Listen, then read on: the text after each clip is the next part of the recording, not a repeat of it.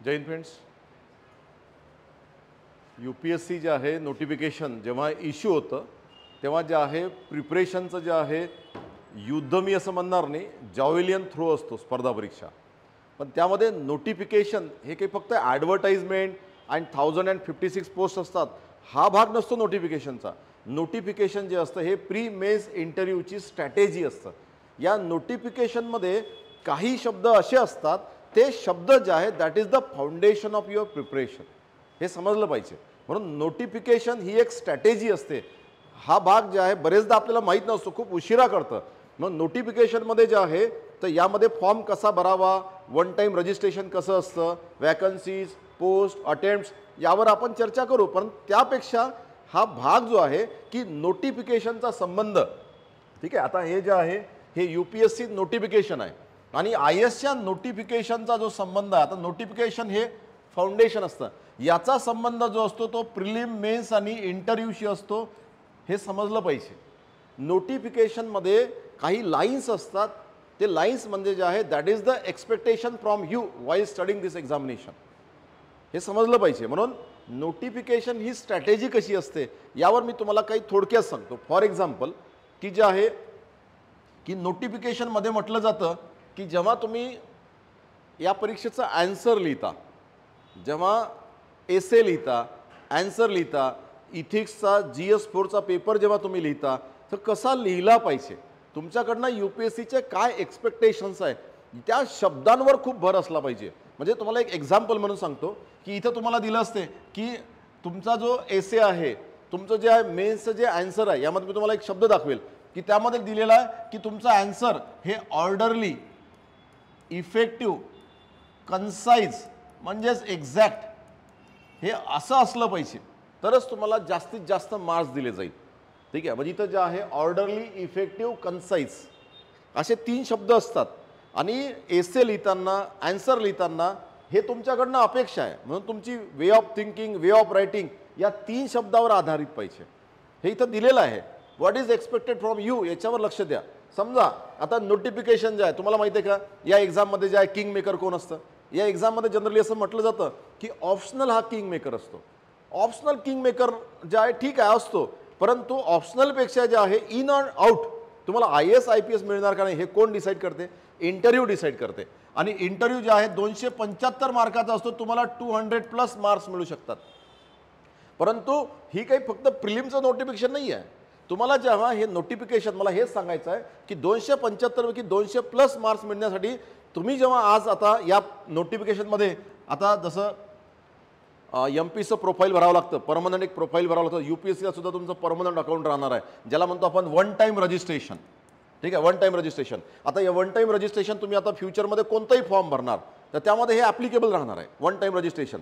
आता जेव्हा तुम्ही इंटरव्ह्यूला जेव्हा जाल आणि इंटरव्ह्यू तुमचा जो इंटरव्ह्यू असतो तो असतो DAFवर, डिटेल ॲप्लिकेशन फॉर्म, DAFवर असतो. म्हणजे हा DAF 275 मार्काचा असतो, 275 मार्क्स. मला हेच सांगायचं आहे, फॉर्म तुम्ही IAS ऑफिसर आहे, IAS ॲस्पिरंट आहे, तुम्हाला फॉर्म कसा भरावा it's not a big thing, मी थोडक्यात सांगेल ते.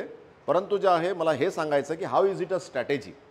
हा बघा 275 मार्काचा. आता तुम्ही काय करता, प्रिलिमचा फॉर्म जेव्हा भरता तेव्हा जे आहे कॅज्युअली भरून टाकता, ॲड्रेस भरताना विचार नाही करणार. आता वन टाईम रजिस्ट्रेशनमध्ये तुम्हाला ॲड्रेस लिहायचा आहे, तुम्ही ॲड्रेस कसा लिहिणार की एक कॅज्युअल लिहून टाकणार की मेन्स जेव्हा इंटरव्ह्यूचा कॉल येऊ तेव्हा आपण बघू. पण हाच ॲड्रेस जो तुम्ही वन टाईम रजिस्ट्रेशनमध्ये जो लावलेला आहे तोच कॅरी फॉरवर्ड होणार आहे आणि हा जे आहे भविष्यात जे आहे DAFमध्ये येऊन जाईल तुमच्या. मग तुम्हाला ॲड्रेस लिहायचा आहे, मग ॲड्रेस मग तुम्ही कसं लिहिणार, जो ॲक्च्युली जो आहे असं अंदाजाने लिहून टाकणार. परंतु त्या ॲड्रेसमध्ये असणारा प्रत्येक शब्द हा 275 मार्काचा असतो. त्या एका शब्दावर तुमचा काय होऊ शकतो, इंटरव्ह्यू असतो. म्हणजे तुम्ही समजा जे आहे you belong to Hindu religion आणि तुमच्या ॲड्रेसमध्ये आहे की तुम्ही जे आहे की पर्टिक्युलर मस्जिदच्या ज्या आहे बॅक साईडला राहता, म्हणजे मस्जिदच्या बॅक साईडला राहता, तुम्ही हिंदू आहे पण मस्जिदच्या बॅक साईडला राहता, म्हणजे त्यांना जेव्हा हा शब्द दिसेल तेव्हा तुम्हाला हलकंसं मस्जिदवर किंवा इस्लाम रिलिजन, इस्लामचं इव्हॉल्युशन, इस्लामिक सिव्हिलायझेशन यावर तुम्हाला हळूहळू प्रश्न काय होतात जातात. म्हणून मला हे सांगायचं आहे की हे UPSCचं नोटिफिकेशन फक्त फॉर्म भरणं that is not the procedural aspects. याचा ओरिजिनल जे आहे भाग जो असतो यात प्री मेन्स इंटरव्ह्यूची स्ट्रॅटेजी असते. मग आपण कॅज्युअली भरतो आणि म्हणून मला हे सांगायचं आहे की वन टाईम रजिस्ट्रेशन जेव्हा तुम्ही त्यामध्ये कराल तर आपल्याला याच्यावर प्रश्न विचारला जाऊ शकतो भविष्यात, म्हणून त्याची जी आहे तो शब्द भरताना विचार करून भरा आणि ओरिजिनल डॉक्युमेंट्स समोर ठेवून भरायचे. कारण की या वन टाईम रजिस्टरमध्ये जर काही एरर झाला, आता हा फॉर्मची जी आहे प्रोसेस सुरू झाली भरण्याची, पण भरत असताना जे आहे 5 मार्च लास्ट डेट आहे. आता 5 मार्च लास्ट डेट आहे, तर संध्याकाळी 6 वाजेपर्यंत लास्ट डेट आहे, रात्री 12 नाही, संध्याकाळी 6, ऑनलाईनची 6 वाजता लास्ट डेट आहे. आणि इथून मग वन टाईम रजिस्ट्रीमध्ये काही चेंजेस करायचे असेल तर मग इथं 7 दिवस विंडो ओपन होणार. या 7 दिवसात तुम्हाला काही चेंज करायचे असेल तर तुम्ही करू शकता. पहिलेसारखं नाही की एकदा फॉर्म भरला आणि तो जर चुकला तर पुन्हा भरता येतो. आता तुम्हाला खूप व्यवस्थित भरावं लागणार आहे आणि ओरिजिनल डॉक्युमेंट समोर ठेवून. म्हणून याच्यामध्ये काय प्रॉब्लेम होऊ शकतात म्हणजे वाईल सबमिटिंग द फॉर्म काय एक मायनर एरर होऊ शकतात आणि हे मायनर एरर तुम्हाला बरेचदा प्रिलिम मेन्स इंटरव्ह्यूमध्ये सुद्धा प्रॉब्लेम करू शकतात. ठीक आहे, म्हणून आपल्याला व्यवस्थित हा फॉर्म भरायचा आहे. त्यामुळं की याच्यात जे आहे तर हे नोटिफिकेशन वाचताना जे आहे यामध्ये बेसिक गोष्टी असतात त्या तुम्ही ज्या आहे त्या तुम्हाला ज्या आहे मला सांगायच्या आहे. आता एक गोष्ट लक्षात घ्या की आता या फॉर्ममध्ये जेव्हा तुम्ही याच्यातला जो सिलेबस वाचाल, तुम्हाला कुठलाही सिलेबस जे आहे ऑनलाईनमधून डाउनलोड नका करू. तुम्ही UPSC नोटिफिकेशनमध्ये जो फॉर्म आहे त्या फॉर्ममध्ये जो स्टँडर्ड फॉर्मॅट आहे ते तुम्ही बघा. आता काय असतं की तुम्हाला मी दाखवेल याच्यामध्ये, ठीक आहे, इथं जे आहे प्रिलिमचा सिलेबस आहे, इथं मेन्सचा सिलेबस आहे आणि इथं इंटरव्ह्यूचा सिलेबस आहे.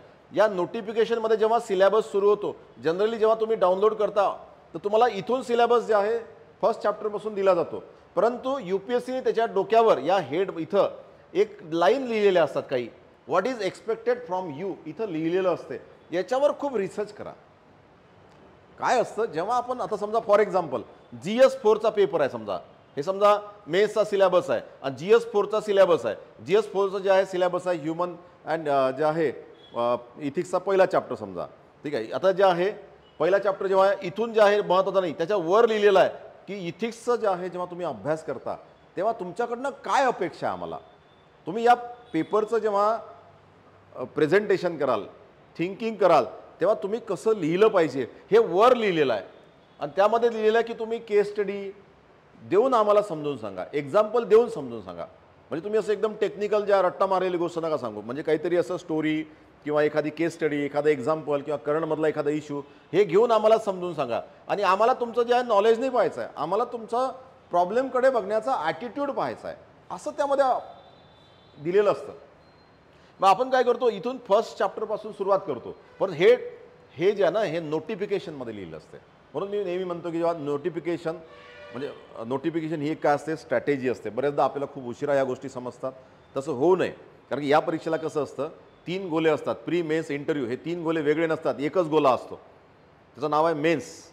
आणि प्रिलिमपासूनच आज आपण प्रिलिम स्टार्ट केलं तर आजच प्रिलिमही स्टार्ट करायची असते, मेन्सही स्टार्ट करायची असते आणि इंटरव्ह्यूसुद्धा स्टार्ट करायचा असते. आणि प्रिलिमचा फॉर्म भरत असताना बॅकअप माइंडला लक्षात ठेवायचं असते की यातला थोडासा डाटा हा इंटरव्ह्यूला राहू शकतो. त्याच्यामुळे यातला काही गोष्टी आपल्याला तिथं जे आहे त्याला ॲन्सर करायची वेळ येऊ शकते. म्हणून भरताना जबाबदार होऊन भरणं काय गरजेचं आहे.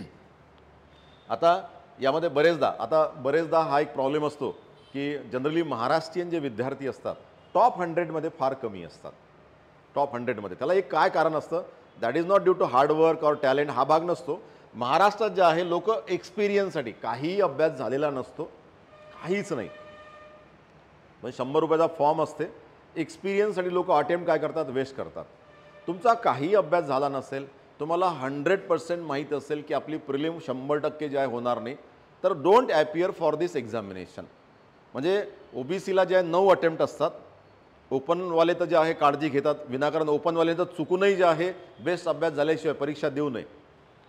आणि SC ST जे विद्यार्थी आहे यांना अटेम्प्टची लिमिट नाही आहे, पण हे विद्यार्थी काय करतात, सहज देत राहतात फायनल इयरपासून, कोणताही अभ्यास न करता, काहीच अभ्यास करत नाही. आणि याच्यामुळे काय होतं, हा SC ST स्टुडंट जे आहेत 5व्या-6व्या अटेम्प्टला काय होतो, इंटरव्ह्यूला जातो. 5व्या-6व्या अटेम्प्टला तो त्याचा पहिल्या अटेम्प्ट म्हणजे 5व्या-6व्या अटेम्प्टमध्ये त्यांनी प्रिलिम पासून इंटरव्ह्यूला गेला असतो. म्हणजे त्या प्रोफाईलमध्ये दिसतं की तुम्ही 6-7 वर्षापासून जे IASचा अभ्यास करताय. माझं एवढंच म्हणणं आहे की तुम्हाला जर काहीच येत नसेल या परीक्षेमध्ये, 100% माहीत असेल प्रिलिम फेल होणार आहे, तर कृपया जे आहे अटेम्प्ट वेस्ट करू नये. इवन SC ST विद्यार्थी असेल तरीसुद्धा गरज नाही. एक्सपिरियन्ससाठी परीक्षा नका देऊ ही, कारण की इथं अटेम्प्ट खूप क्रुशियल असतात.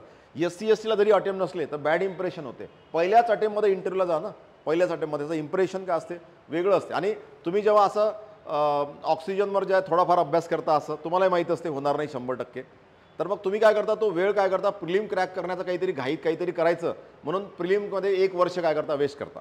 तसं ना करू, प्रॉपर वेनी जा आणि एकाच अटेम्प्टमध्ये ही परीक्षा काय करा थ्रू करा. म्हणून काही तुम्हाला जेव्हा माहीत असेल 100% फेलच होणार आहे, काहीच अभ्यास नाही आहे, तर एक्सपिरियन्ससाठी जे आहे कोणी अटेम्प्ट वेस्ट करू नये, असं माझं एक प्रामाणिक मत आहे. ठीक आहे. हां, मग इथं जे आहे, ठीक आहे, तर असे बरेचसे जे आहे पॉईंट आपल्याला काय करायचे या नोटिफिकेशनच्या माध्यमातून डिस्कस करायचे आहे. आता हे नोटिफिकेशन आहे, ठीक आहे. तर नोटिफिकेशनमध्ये जे आहे जे पॉईंट्स आहे, विशेषतः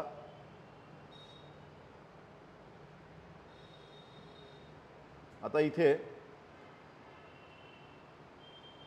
एक सर्वात महत्त्वाचा जो भाग आहे, ठीक आहे, तर इथं वन टाईम रजिस्ट्रेशन तुम्हाला करायचं आहे. वन टाईम रजिस्ट्रेशन, काही महत्त्वाच्या गोष्टी यामध्ये लक्षात घ्या. आणि वन टाईम रजिस्ट्रेशनमध्ये तुम्हाला तुमची बेसिक माहिती भरायची आहे. त्यामध्ये सेंटर वगैरे डिसाईड करायचे आहे. 5 सेंटर आहे महाराष्ट्रामध्ये, परंतु भारतात 4च सेंटर असे आहे का ते सेंटर दिलं की तुम्हाला तेच सेंटर भेटणार, ते कधीच फुल होत नाही. त्यामध्ये महाराष्ट्रातलं नागपूर सेंटर येतं. म्हणजे तुम्हाला नागपूर सेंटर जे आहे, जर तुम्ही अटेम्प्ट केलं असेल तुम्हाला नागपूरच मिळणार. परंतु एखाद्यावर जर औरंगाबाद अटेम्प्ट केलं असेल, छत्रपती संभाजी नगर, ठीक आहे, जर अटेम्प्ट केलं असेल तर जे आहे तुम्हाला जे आहे ते फुल जर झालं तर दुसरं मिळू शकतं. ठीक आहे. भारतात जे आहे नागपूर आहे, दिसपूर आहे, चेन्नई आहे, कोलकाता आहे, हे 4 सेंटर जे आहे फुल नाही होत, बाकीचे सेंटर होऊ शकतात. आता जे आहे हे वन टाईम रजिस्ट्रेशन केल्यानंतर तुम्ही फॉर्म भरणार आहे. फॉर्म भरताना इथं जे आहे एक सर्वात महत्त्व दिलं आहे की तुम्ही फोटो जेव्हा अपलोड करता तर जे आहे लास्ट 10 डेज, ठीक आहे, लास्ट 10 डेजमध्ये तो फोटो काढायचा आहे. लास्ट 10 डेजमधलाच फोटो अपलोड करायचा आहे. आणि लास्ट 10 डेजमध्ये किंवा आता अपलोड फोटो काढला ना आताच अपलोड केला चालते, पण 10 दिवसाच्या अगोदरचा नसावा. तो फोटो जे आहे पासपोर्ट साईज काढताना तुमचा चेहरा जो आहे हा 3/4 साईज जे आहे यांनी ऑक्युपाय केली पाहिजे, मग चेहरा मोठा दिसला पाहिजे. त्यानंतर हे जे तुमचं जे काही ॲपिरन्स असेल, आता दाढी असेल, मिशा असेल किंवा तुमची जी आहे हेअरस्टाईल जी काय असेल, ठीक आहे, तर ती हेअरस्टाईल जे काही तुमचा लुक म्हणून तुम्ही या फोटो सबमिट केलेला आहे, तुम्ही प्रिलिम, मेन्स आणि इंटरव्ह्यूला तसेच दिसले पाहिजे, तर त्याची तुमची जबाबदारी आहे. बरं, तुम्ही बियर्ड ठेवली असेल मोठी तर तुम्ही प्रिलिम आणि मेन्स आणि इंटरव्ह्यूमध्ये त्याच फॉर्ममध्ये जायचं आहे. स्पष्ट मेन्शन केलं इथं. तुमचा तो फॉर्म चेंज नाही झाला पाहिजे. म्हणून फार जुना फोटो नाही काढायचा, एकदम 10वी-12वीतला फोटो आता चालत नाही. ठीक आहे. तर इथं जे आहे तर हा एक पॉईंट इथं लक्षात असू द्या. ठीक आहे. म्हणजे बरेचदा फॉर्म भरताना आपण जे आहे कुठलाही फोटो अपलोड करतो तर ही आता प्रॉब्लेम होऊ शकते. काय सांगता येते, सेंटरवर जर तिथे जे टीचर असतात त्यांनी जर तुम्हाला वेळेवर रिजेक्ट केलं, तर चांगली मोठी दाढी ठेवली आणि तेव्हा जर क्लीन शेव जर गेली तुम्ही, तर तुम्हाला ते एक्झाम हॉलमधनं काय करतील, रिजेक्ट करतील. वेळेवर जे आहे मग तुम्ही म्हणाल की असं कसं, सर्व सर्टिफिकेट दाखवाल, पण काही सांगता येत नाही. एका सेंटर असंही होऊ शकते. मग तुम्ही जर कोर्टात गेले तर UPSCमध्ये हे बघा हा रूल आहे. ठीक आहे. UPSC जे आहे या फॉर्मबद्दल खूप सेन्सिटिव्ह आहे बरं. एक जरी तुम्ही मिस्टेक केली तर तुमचं कॅन्डिडेटचर कॅन्सल करते UPSC पाहत नाही. मग त्यामुळे जे आहे शक्यतोवर करत नाही, पण जे आहे काही सांगता येत नाही. त्यामुळे जे आहे फॉर्म भरताना व्यवस्थित भरा. मग इथं जे आहे पेनल्टी फॉर रॉंग ॲन्सर तुम्हाला माहीत आहे, प्रिलिममध्ये जे आहे 1/3 निगेटिव्ह मार्किंग आहे प्रिलिममध्ये. ठीक आहे. 1/3 मेन्सला वगैरे पेनल्टी बसते. मेन्सला जे आहे निगेटिव्ह मार्किंग नसतं, पण मेन्सला पेनल्टी बसू शकते. तुम्ही जर वर्ड लिमिट अननेसरली एक्सीड केली, तुमचा क्वेश्चनमध्ये दिलं असतं की you should not exceed 150 words, म्हणजे 150 शब्दाच्या पेक्षा जास्त लिहू नका. याचा अर्थ असा ना की 150च लिहायचं असते. 100 लिहू शकता, 125 लिहू शकता, काही प्रॉब्लेम येत नाही. परंतु तुम्ही 150 वर्ड लिमिट आणि 300 वर्ड लिहिले तर मग तुम्हाला पेनल्टीज बसते. म्हणजे पेनल्टी म्हणजे मार्क्स कमी नाही होत, म्हणजे तुमचा वेळ जातो, म्हणजे तुमचे 3 क्वेश्चन राहून जातात. पण तुम्ही काही एरर जर केले, म्हणजे जे मार्जिन जे असते त्या मार्जिनमध्ये जर लिहिलं, ठीक आहे, काही ऑब्जेक्शनेबल गोष्टी जर लिहिल्या तर मग तुम्हाला पेनल्टी बसू शकते. आणि ती किती बसते ते माहीत नसतं. Online question paper representation portal, ठीक आहे. हां, तर इथं जे आहे त्यानंतर जे आहे फोटोग्राफ अपलोड करताना जे आहे ह्या बेसिक गोष्टी मी तुम्हाला सांगितल्याच आहे. ठीक आहे. त्यानंतर जे आहे ह्या सर्व्हिसेस आहे.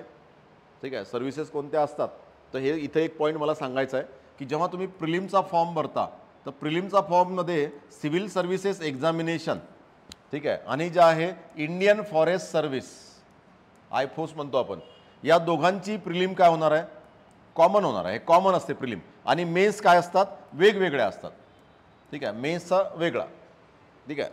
आता इंडियन फॉरेस्ट सर्व्हिस, जर इंडियन फॉरेस्ट सर्व्हिसला 2 ऑप्शनल सब्जेक्ट असतात आणि तुम्हाला जर वाटत असेल की इंडियन फॉरेस्ट सर्व्हिसला ॲपियर नाही व्हायचं, तर मग जे आहे इथं क्लिक नाही करायचं, एकदाच फॉर्म भरायचा, CSEच करायचं. इंडियन फॉरेस्ट सर्व्हिस द्यायची नसेल तर क्लिक नाही करायचं. काय सांगता येते, भविष्यात तुम्हाला द्यायची इच्छा जर झाली तर विनाकारण तुम्ही सहज याचे अटेम्प्ट काय कराल, वेस्ट करून टाकाल. ठीक आहे. तुमचा इथं जर ॲपियर केलं तर याचा एक अटेम्प्ट कॅल्क्युलेट होईल. तुम्ही इथे जर क्लिक केलं तर याचा एक अटेम्प्ट काय होतो, कॅल्क्युलेट होतो. याला सुद्धा अटेम्प्ट काय असतात, लिमिटेड असतात. ठीक आहे. दोघांनाही सारखेच अटेम्प्ट आहे. OBC असेल तर 9 अटेम्प्ट, SC ST असेल तर 9 अटेम्प्ट, ओपन असेल तर 6 अटेम्प्ट. ठीक आहे. फक्त जे आहे फॉर्म भरताना ही काळजी विशेष जे आहे लक्षात घ्या. नेक्स्ट जे आहे इथे जे आहे सर्वात महत्त्वाचं जे आहे की जे लोक डिसेबल्ड आहे, तर डिसेबल्डसाठी खूप चांगल्या जागा आहे. आताच मला जे आहे लेक्चरच्या अगोदर एक फोन आला आणि मलाही माहीत आहे की जे आहे बेसिक जरी व्यवस्थित अभ्यास केला तरी सिलेक्शन होऊ शकतं. त्यामुळे इथं खूप साऱ्या डिसॅबिलिटीज दिलेल्या आहे. तर तुमच्या डिसॅबिलिटीज यामध्ये शोधा आणि त्या कॅटेगरीमध्ये तुम्ही फॉर्म भरा. भरपूर जागा आहे, म्हणजे 1056 पैकी बऱ्याचशा जागा आहे. त्यामुळे तुम्हाला इथं सुद्धा, आणि याचा कट ऑफ खूप कमी येतो, त्यामुळे याचा ॲडव्हान्टेज तुम्ही घेऊ शकता. ठीक आहे. याच्यामध्ये कॅटेगरीज, सब कॅटेगरीज दिलेल्या आहे, सेंटर दिलेले आहे, सेंटरचे नंबर इथं दिलेले आहे सर्व. ठीक आहे. आता इथं 5 सेंटर महाराष्ट्रामध्ये आहे, लक्षात घ्या. मेन्समध्ये मेन्सचे सेंटर दिलेले आहे. ठीक आहे. सेंटर जे आहे सिलेक्ट करताना जे आहे आपला जो ग्रुप आहे तो ग्रुप मिळून सोबत फॉर्म भरायचा आणि सोबत एक सेंटर टाकायचं, मग एक मॉरल सपोर्ट राहते. ठीक आहे. काय सांगता येते, एकाच जर क्लासमध्ये जर समजा सर्वजण आले तर तेवढंच एक मॉरल सपोर्ट राहते. एखादा प्रश्न नाही आठवला तर त्या आपल्या मित्राला, रूम पार्टनरला बघितलं तरी जे आहे तो आठवायला लागतो, कारण रूममध्ये आपण ती चर्चा केलेली असते असं. ठीक आहे. होऊ शकतं. ठीक आहे. आणि जे आहे पण किती पार्टनरसोबत आले तर पेपर झाल्यानंतर जे आहे पेपरची चर्चा करायची नाही, बिलकुल नाही. ठीक आहे. कारण सब्जेक्टिव्ह परीक्षा आहे. प्लॅन ऑफ एक्झामिनेशन दिली आहे, प्रिलिम आणि मेन्स. ठीक आहे. इलिजिबिलिटी, एज लिमिट दिलेली आहे. एज लिमिटमध्ये जे आहे तुमचा जन्म, आता हे ओपन कॅटेगरीसाठी आहे. OBCनी जे आहे एक्सटेंड करायचं 3 वर्ष, आणि जे आहे OBCसाठी जे आहे एज रिलॅक्सेशन किती वर्ष आहे, 3 वर्ष. आणि जे आहे डिफेन्स सर्व्हिससाठी 3 वर्ष. SC STसाठी जे आहे 5 वर्ष. हां, SC STसाठी किती आहे, 5 वर्ष एज रिलॅक्सेशन आहे. ही जी एज लिमिटची जी जे आहे विंडो आहे, तर यामध्ये दिलेलं आहे की जर तुमचा जन्म, the candidate must have been born not earlier than, म्हणजे 2 ऑगस्ट, 1 ऑगस्ट घेतली जाते हा डेट, बर्थ डेट काढण्यासाठी. रेफरन्स डेट कोणती आहे, 1 ऑगस्ट. तर 2 ऑगस्ट 1992, म्हणजे याच्या अगोदर तुमचा जन्म नसावा. आणि जे आहे 1 ऑगस्ट 2003 यानंतर तुमचा जन्म नसावा, यामध्ये तुमचा जन्म असावा. मग जर OBC असेल तर 3 वर्ष आणखी मागे जा, आणि SC ST असेल तर आणखी 5 वर्ष मागे जा. मग इथं जे आहे एज लिमिट अटेम्प्टचा कोणाचा इश्यू असेल तर 1 ऑगस्ट जे आहे ही रेफरन्स डेट घेतली जाते. ठीक आहे. तर त्यामुळे मी याला झूम करून देतो, तुम्हाला वाचायचं असेल तर वाचू शकता आणखी. ठीक आहे. हे बस हा सेक्शन लक्षात ठेवा. ठीक आहे. हां, नेक्स्ट जे आहे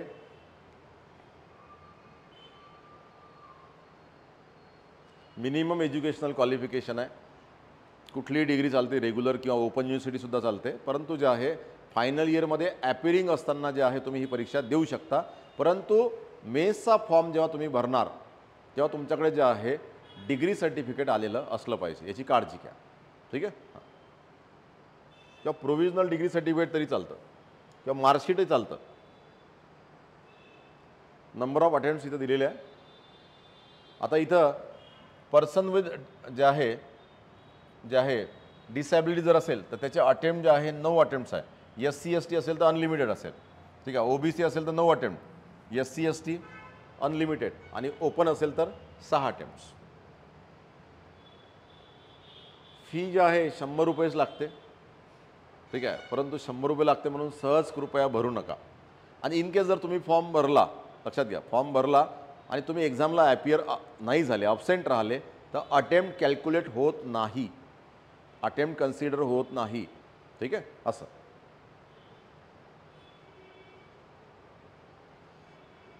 how to apply one time registration आहे. त्यानंतर जे आहे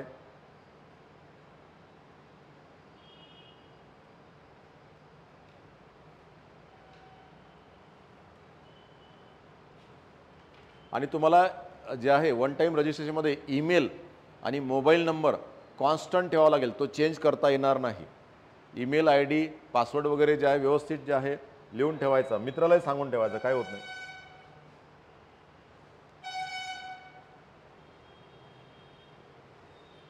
ठीक आहे. तर असे जे आहे महत्त्वाचे पॉईंट आहे. ही प्रिलिमिनरी एक्झामिनेशन आहे. ठीक आहे. त्यानंतर ही मेन्सची एक्झामिनेशन आणि इथं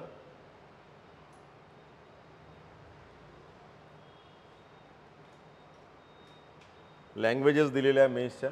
आता मेन्सचा फॉर्म तुम्ही यामधनंच घ्या. सर्व प्रिलिम आणि मेन्सचा जो सिलेबस आहे हा इथनं घ्यायचा.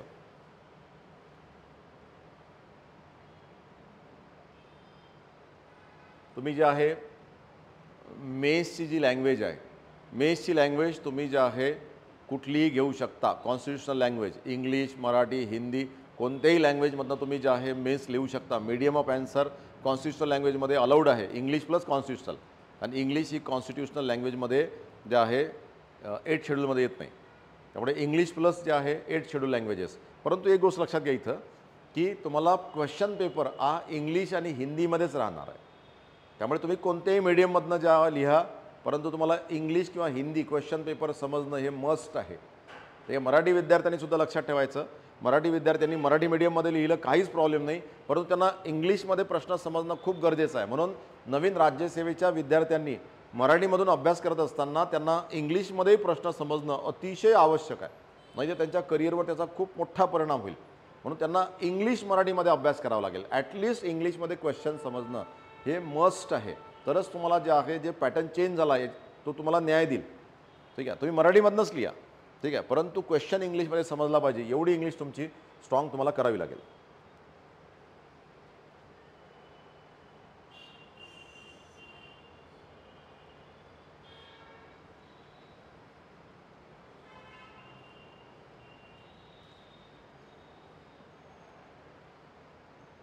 ठीक आहे. इथं जे आहे इंटरव्ह्यू ऑफ पर्सनॅलिटी टेस्ट दिलेला आहे आणि पर्सनॅलिटी टेस्टमध्ये तुमच्याकडनं काय अपेक्षा आहे हे थोडंसं इथं जे आहे वाचून घ्या, बरं पडेल. ठीक आहे.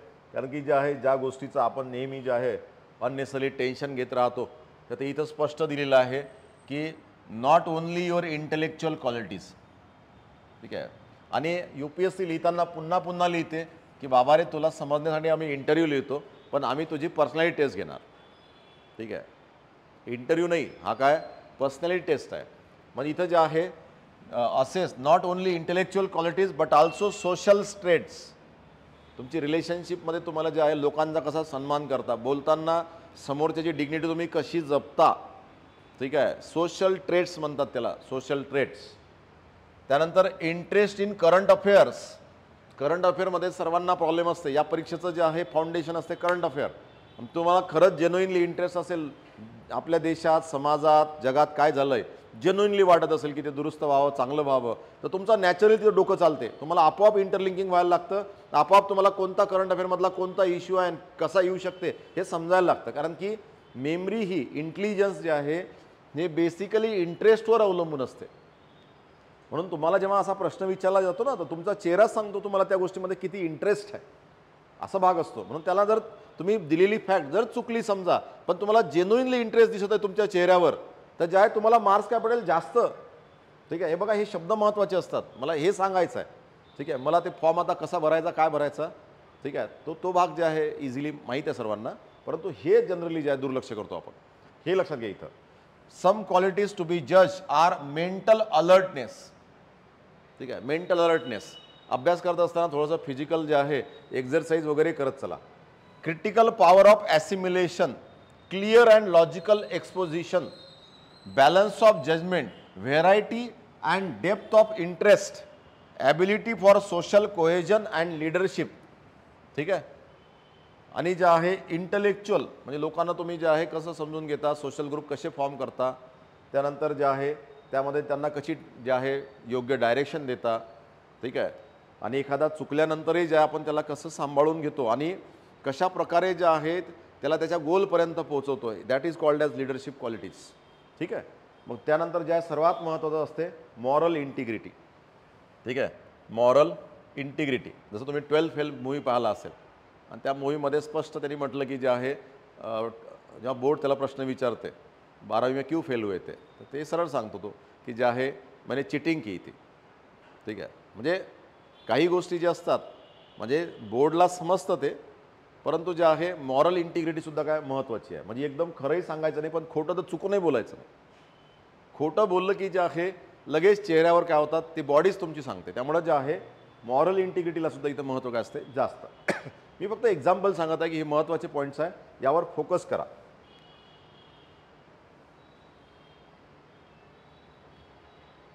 ठीक आहे. The technique of interview or personality test is not that of, आता हे इंटरव्ह्यू शब्द बघा पुन्हा पुन्हा यांनी काय इंटरव्ह्यू आणि पर्सनॅलिटी असा शब्द लिहिला आहे. हा कसा लिहिला आहे तुम्हाला समजणार नाही म्हणून हे लिहावं लागतं UPSCला. पण UPSCला हा शब्द लिहायची इच्छा नाही आहे. UPSCला हाच शब्द लिहायचा आहे, परंतु कोणाला समजणार नाही म्हणून ते इंटरव्ह्यू लिहून टाकतात. ठीक आहे. Is not that of strict cross examination. Interview हे तुमचं बरेच जण ज्या बोर्डमधनं बाहेर आले तर एकच म्हणतात की खूप बोर्ड जे खूप कॉर्डियल होतं, कोऑपरेटिव्ह होतं, मीच फक्त कोऑपरेट केलं नाही. ठीक आहे. म्हणजे हे नाराजी सर्वांची असते. म्हणून इथं लक्षात घ्या, this is not a strict cross examination but of a natural thought directed and purposive conversation which is intended to reveal the mental qualities of the candidate. ठीक आहे. तुम्हाला बोलायला भरपूर स्कोप देतात ते, म्हणून तुम्हाला असं कठीण प्रश्न नाही विचारत. IASचा इंटरव्ह्यू जो असतो ना तो खूप सिम्पल असतो. IAS म्हणजे आय एम सिम्पल आणि IAS म्हणजे आय एम स्ट्रॅटेजी. हे नोटिफिकेशन म्हणजे आय एम स्ट्रॅटेजीच असते, हे समजलं पाहिजे. तर याच्यामध्ये तो इंटरव्ह्यू सोपा असतो, पण आपण काहीतरी असं कॉम्प्लेक्स डोक्यात घेऊन जातो आणि कॉम्प्लेक्स उत्तर देतो.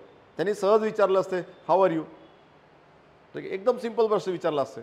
मग तुम्ही इतकं काहीतरी असं जे आहे की आय एम एनलायटन आणि असं तसं I am very happy and I will do my best वगैरे असं तुम्हाला विचारलं how are you sir, little bit okay but not completely fine.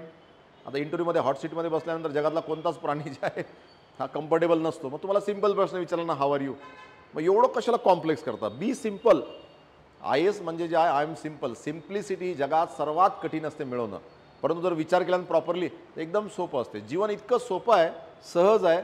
जशी हवा डायरेक्शन जाते ना विंडला, तशासारखा जर ती समजली ना तर खूप सोपं असते जीवन. त्याला कॉम्प्लेक्स नाही करायचं आहे. म्हणून हे परीक्षा त्याचीच असते. आपण काहीतरी असं चुकीचं ऐकलेलं असतं आणि काहीतरी असा बियॉन्ड इमॅजिनेशन जे आहे या परीक्षेला घेऊन जातो. Interview is not intend to be a test either of the specialize or general knowledge. इथं स्पष्ट दिलेलं आहे. ठीक आहे. Of the candidate which has been already tested through their written papers. लिहिलं आहे तिथं. प्रिलिम मेन्समध्ये तुमचं इंटेलिजन्स वगैरे चेक झालं आहे, फॅक्च्युअल नॉलेज चेक झालं आहे. तुम्हाला विचारलं भारताची डेन्सिटी किती आहे, पॉप्युलेशन डेन्सिटी नाही आली, डझंट मॅटर. ठीक आहे. त्यांनाही माहिती आहे त्यांना, पण तुम्हाला जे आहे त्याचं ॲनालिसिसवर जर एखादा प्रश्न विचारला की या भागाची डेन्सिटी का जास्त आहे, तर मग थोडंसं जे आहे व्यवस्थित उत्तर देता आलं पाहिजे. तुम्हाला फॅक्ट्स, इंटेलिजन्स, तुमच्या विषयाचं नॉलेज तो फरक नाही पडत इथं. तुम्हाला समजा इंजिनिअरिंगमध्ये स्टुडंट आहे, तुम्हाला इंजिनिअरिंगवर जर विचारलं तुम्हाला नाही आलं, काही फरक पडत नाही आहे. फक्त ते पॅनिक केल्यानंतर तुम्ही पॅनिक नाही झाले पाहिजे. मग ते नंतर दुसरे ऑप्शन देतात, त्यामध्ये चेक करतात. ते जर बेस्ट असले तर इंटरव्ह्यूमध्ये सुद्धा 170, 180 मिळू शकतात. ठीक आहे. कारण की हे बघा मी हे का सांगत आहे माहिती आहे का, कारण की या परीक्षेमध्ये 275 मार्काकडे आपलं दुर्लक्ष असते. सर्वजण इंटरव्ह्यूचा कॉल ज्या दिवशी येतात ना त्या दिवशी जागे होतात आणि तेव्हा मग महिना किती असतो, एकच महिना असतो. आणि प्रिलिम आणि मेन्सच्या फॉर्ममध्ये बरंच काहीतरी चुकीचं असं कॅज्युअली भरलेलं असते, त्यामुळे प्रॉब्लेम होऊन जातो. तसं नाही झालं पाहिजे. ठीक आहे. मग इथं जे आहे तर हा एक भाग महत्त्वाचा असतो. आता हे सर्व व्यवस्थित वाचा, समजून घ्या. ठीक आहे. मग कारण की मी सर्व नाही सांगणार. ठीक आहे. आता हे जे प्रिलिमिनरी एक्झामिनेशन आहे, ठीक आहे, आता इथं जे आहे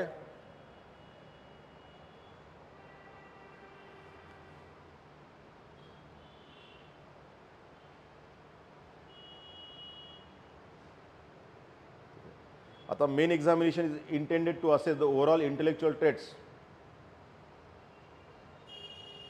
आता हा शब्द तर जे आहे मला इतका आवडतो, जास्त जे आहे याच्यावर एक भर देतो आहे बघा. ठीक आहे. The main examination is intended to assess overall intellectual traits and depth of understanding of candidates rather than merely the range of information and memory. हे समजलं पाहिजे. दिस इज IAS एक्झामिनेशन. यामध्ये आकडेवारी, फॅक्ट्स जे आहे, वर्ष, संविधानाचे आर्टिकल्स, इकॉनॉमीचं स्टॅटिस्टिकल डाटा हे रट्टा न मारता हे तुम्हाला जे आहे याला हे नाही विचारलेलं आहे, याच्यावर फोकस नाही आहे. फोकस कशावर आहे? तुमचं intellectual aspect. Intellectual aspect means what do by intellectual aspect? Intellectual aspect means multidimensional reasoning power. Multidimensional reasoning power. तुम्ही किती डायमेन्शनमधनं विचार करू शकता आणि ते कॉजेस इफेक्ट रिलेशन कसे काढू शकता, मल्टीडायमेन्शनल. आणि सत्य तुमचं बाहेर काढण्याची क्षमता कशी आहे. एखाद्याला पैसा दिसतो मग इकॉनॉमिकच म्हणते सत्य आहे, दुसऱ्याला सोशल तर सोशलच विचार करतो. परंतु तुम्हाला सर्व बाजूने विचार केल्यानंतर मग जे आहे सत्य बाहेर काढता आलं पाहिजे. तुम्हाला जर विचारलं समजा की जे आहे जनरली पोलीस डिपार्टमेंटमध्ये पोलिसांची जी आहे ढेरी निघते, ठीक आहे, असं इंटरव्ह्यूमध्ये विचारलं आहे का आमच्या कॅन्डिडेटला, ठीक आहे, राज्यसेवेचा कॅन्डिडेट आहे आणि त्याला विचारलं असतं, तो PSI ऑलरेडी, त्याला विचारलं असतं, मग त्यांनी खूप सुंदर उत्तर दिलं की सर आमच्या जे आहे जे पोलीस प्रशासनामध्ये जे आहे शेड्यूल फिक्स नसतो, जेवणाची वेळ फिक्स नसते, वर्किंग आवर्स फिक्स नसतात, स्ट्रेस जास्त असते, फॅमिली इश्यूज असतात, फॅमिलीला वेळ देता येत नाही, या स्ट्रेस आणि जे आहे शेड्यूल पूर्ण डिस्टर्ब होतो आणि फ्युचर सिक्युरिटी पण नसते, इन्सिक्युरिटी खूप जास्त असते. अशा XYZ बरोबर कारणं त्यांनी दिली जे ॲक्च्युली रिअल कारण आहे. आणि हे कारणं देऊन असे जेव्हा कारणं तुम्ही सांगता that means you have analytical power. आणि सर्व डायमेन्शन त्यांनी बोलला तो विद्यार्थी, त्याला लगेच राज्यसेवेमध्ये सिलेक्शन. ठीक आहे, असा भाग असतो. मग हे समजून घ्या की ही परीक्षा जी आहे ना तुम्हाला खूप रिलॅक्स करते अभ्यास करताना. पण तुम्ही काय करता, तुम्ही त्याला मगअप करता आणि बाकी एक्झामचा जे आहे स्ट्रॅटेजी या एक्झामला लावता, त्याच्यामुळे प्रॉब्लेम होतो. मग इथं स्पष्ट UPSC लिहिते, पण हे फॉलो करावं लागते. IAS ऑफिसर म्हणजे तो जे UPSC इन्स्ट्रक्शन काय करेल फॉलो करेल, दॅट्स ऑल. जो स्वतःचं डोकं एका लिमिटच्या पेक्षा जास्त लावेल तो इथं सिलेक्ट होत नाही. म्हणजे IASला जर 100 एनर्जी लागत असेल तर मी बरेचदा म्हणतो 100च द्या. याच्या वर दिलं तरी प्रॉब्लेम होईल, याच्या खाली दिलं तरी प्रॉब्लेम होईल. समजून घ्या पहिले. मग इथं जे आहे हा एक भाग आहे, ठीक आहे. मग इथं जे आहे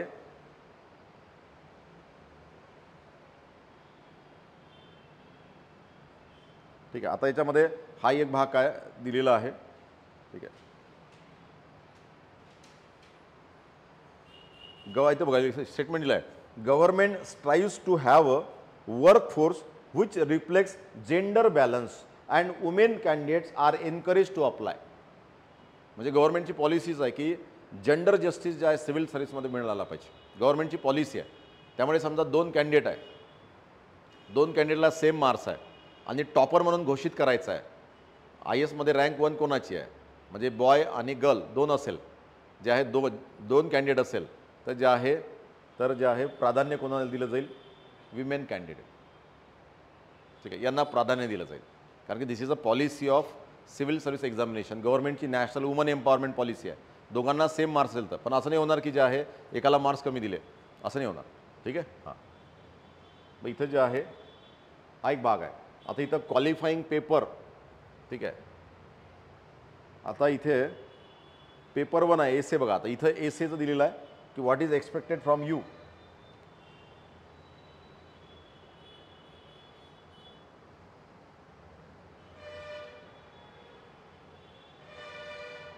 ठीक आहे, इथं दिलेलं आहे essay paper 1. The candidate may be required to write essays on multiple topics. They will be expected to keep closely to the subject. असा शब्द लिहिलेला आहे बघा, शब्द बघा कसा आहे. एसे तुम्ही लिहिता. आता एसे हा डिसाइडिंग फॅक्टर असतो. एसे हा डिसाइडिंग फॅक्टर असतो. एसेमध्ये UPSCची एक कंडिशन असते की समजा तुम्ही जे आहे जवळपास एक 6-7 पानं एक एसे लिहिला, ठीक आहे. प्रत्येक पॅराग्राफमध्ये जे आहे UPSCचा जो टायटल आहे, जे एसेचं जे टायटल आहे हे तो पॅराग्राफ वाचल्यानंतर तो पॅराग्राफ त्या टायटलशी डायरेक्टली रिलेव्हंट आहे हे सिद्ध झालं पाहिजे. टायटलपासून तुम्ही डायव्हर्ट जर झाले तर प्रत्येक पॅराग्राफमध्ये जे आहे क्लोजली जे आहे कनेक्टेड पाहिजे, क्लोजली. नाही तर काय होईल, तुम्ही सुरुवातीला पहिलं पेज परफेक्ट आणि शेवटचं पेज परफेक्ट लिहाल, मधात काही लिहिलं. काही जण म्हणतात की पहिला पॅराग्राफ आणि शेवटचा पॅराग्राफ वाचला जातो, पण तसं नाही, सर्वच गोष्टी वाचल्या जातात.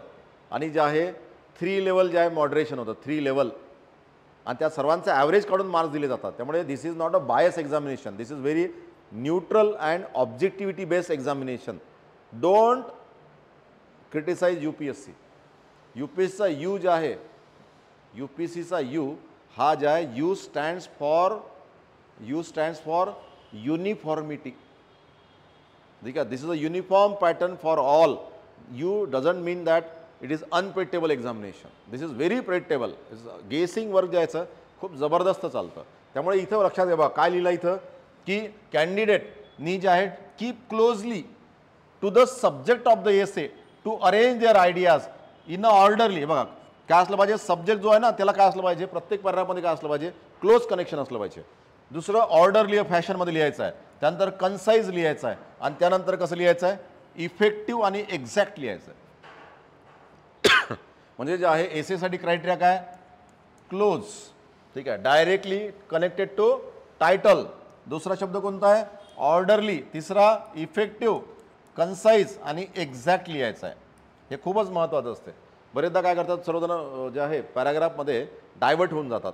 हा चुकून मग तो पॅराग्राफ वाचला आणि टायटलशी संबंध जर नसेल ना तर डायरेक्ट तुम्हाला जे आहे स्कोअर काय होतो, 125 मार्काचा एक एसे, म्हणजे 250 मार्काचा पेपर आहे, 2 एसे लिहायचे आहे, तर 125 मधून डायरेक्ट काय होतो तुमचा स्कोअर 50वर येऊन जातो.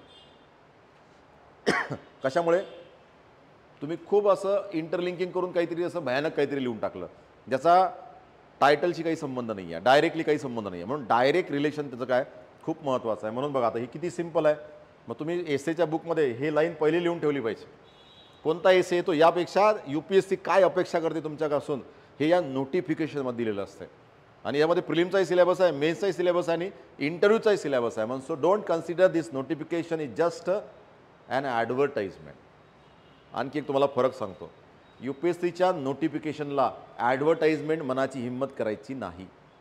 कारण की UPSC notification under constitution of India under article 13 it is a part of law. Law जो शब्द आहे ना लॉ, या लॉमध्ये देतं की नोटिफिकेशन इज अ लॉ आणि आर्टिकल 13 मध्ये दिलेला आहे. म्हणून आर्टिकल 13 मध्ये हा नोटिफिकेशन जे आहे कोणत्याही परिस्थितीमध्ये तुमचे फंडामेंटल राईट व्हायोलेट नाही करू शकत. या नोटिफिकेशनला तुमचे फंडामेंटल राईट व्हायोलेट करता येत नाही as a student, as a citizen or as a person of this in this country. ठीक आहे, त्यामुळे जे आहे समजून घ्या, this is not an advertisement, this is a law, this is a standard foundation, this is a strategy of pre mains and interview असा भाग असतो. म्हणून कृपया जे आहे, आता बरेचसे पॉईंट मी सांगितले, पण तुम्ही जे आहे बरेच पॉईंट यामध्ये जेव्हा असतात तेव्हा कृपया जे आहे त्याच्यावर काय लिहिलेलं आहे ते थोडं बघून घ्या. म्हणजे एक्झाम्पल सांगतो मी तुम्हाला. ठीक आहे, आता समजा जे आहे एक्झाम्पल बघा, आता इथिक्सचा पेपर आहे. याचं समजा आता हे टायटल वाचायचं असते, आपली घाई असते की जे आहे सिलेबस कधी कंप्लीट होतो.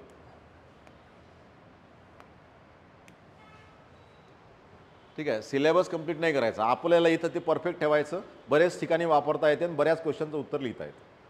ठीक आहे, असं म्हणजे प्रत्येक क्वेश्चननुसार जे आहे वेगळा अभ्यास नाही करायचा, कॉमन अभ्यास करायचा आणि सर्व क्वेश्चनला कसा जोडता येईल, कसा अप्लाय करता येईल ही स्ट्रॅटेजी वापरायची. ठीक आहे, म्हणजे जे आहे कमीत कमी रिसोर्सेसमध्ये भारतातल्या सर्व लोकांना घरं देता आली पाहिजे असं डोकं पाहिजे. ठीक आहे, मग इथं एक लक्षात घ्या की इथिक्स, तर हा जो बघा सिलेबस बघा, आता जेव्हा तुम्ही ऑनलाईनमध्ये पाहता ना तर सिलेबस इथून सुरू होतो. इथिक्स अँड ह्युमन इंटरफेस पहिलं चॅप्टर, हे इथून सिलेबस सुरू होतो. मग आपण इथिक्सची डेफिनेशन वगैरे पाहायला लागतो. But what is ethical from UPSC's point of view ते पहिले बघा, हे इथं लिहिलेलं आहे. This paper will include question to test candidates attitude and approach towards issue.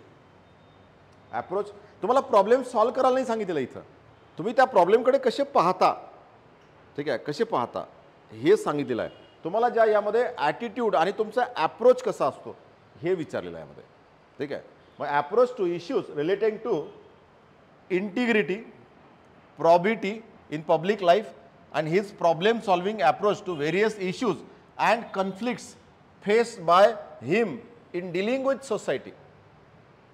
बघा तुम्ही आतापर्यंत तुमचं जे आता या पेपर लिहित असताना तुम्ही एक जनरल जर इंट्रोस्पेक्शन केलं स्वतःचं किंवा तुमची पूर्ण हिस्ट्रीचा जर अभ्यास केला, तुम्हाला आतापर्यंत लाईफमध्ये सोसायटीसोबत डील करताना किंवा स्वतःशी डील करताना, ठीक आहे, आपला संबंध दोन लोकांशी आहे. पहिले आपला संबंध कोणाशी आहे, तुमच्या स्वतःशी. First relationship is with you. पहिले ती बेस्ट बनवा. लोकांच्यासोबत रिलेशनशिपमध्ये जे आहे वेळ नका घालू. महात्मा गांधीयन थॉट म्हणजे काय असते, गांधीयन फिलॉसफी म्हणजे कि first you develop your relationship, उसको अच्छा बनाओ.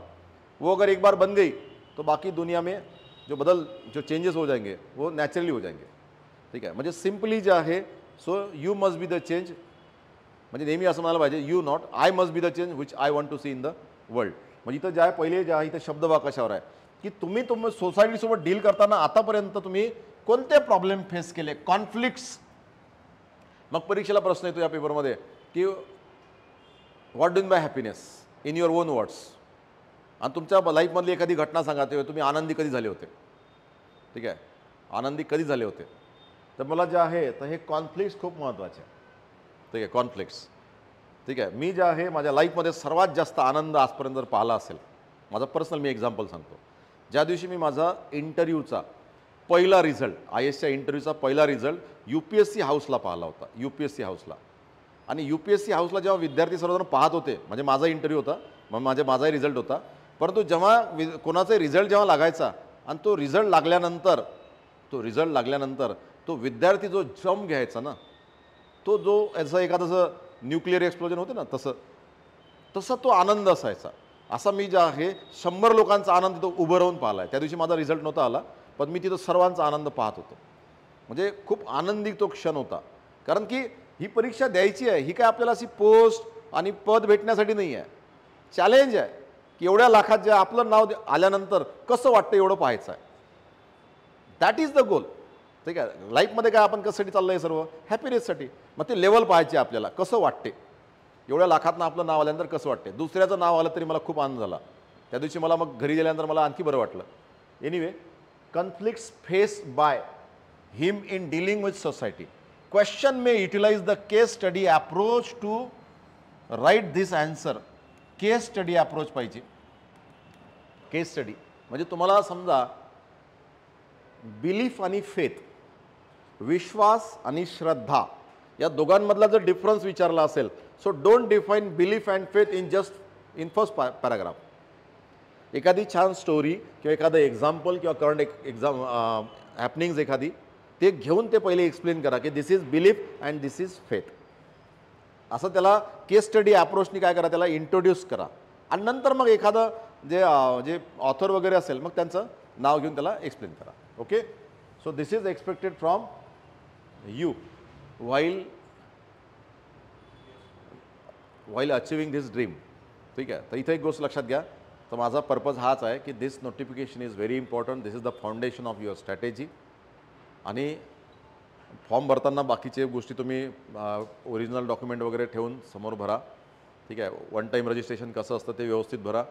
मोबाईल नंबर वगैरे, डॉक्युमेंट एंट्री करताना जे आहे फॉर्म पहिले जे आहे रफवर जे आहे पहिले डाटा कॅल्क्युलेट करा आणि नंतर जे आहे तो पाहून भरा. कारण की छोट्या एररमुळे सुद्धा बरेचसे इश्यू होऊ शकतात. ठीक आहे. मग हा नोटिफिकेशन प्री मेन्स इंटरव्ह्यूशी कसं संबंधित आहे तर हे सांगण्याचा माझा बेसिक हेतू होता. आता दुसरा महत्त्वाचा भाग आहे की सध्या आपण राज्यसेवा या परीक्षेसाठी राज्यसेवासाठी एक जे आहे ब्रेनस्टॉर्मिंग बॅच, एक रिव्हिजन बॅच. जनरली ज्या राज्यसेवेला आता रिव्हिजन शब्द वापरणं सुद्धा योग्य नाही. तर येणाऱ्या संडेपासून रात्री 9 वाजता जे आहे ती बॅच सुरू होत आहे आणि ती यूट्यूबला लाईव्ह राहणार आहे. लाईव्ह दुपारी 3 वाजता ते रात्री 9 वाजता, ज्यामध्ये पूर्ण रिव्हिजन असेल आणि सोबतच UPSC प्रिलिम, राज्यसेवेच्या सिलेबसमध्ये UPSC प्रिलिमसुद्धा जे आहे खूप चांगल्या प्रकारे कव्हर होईल.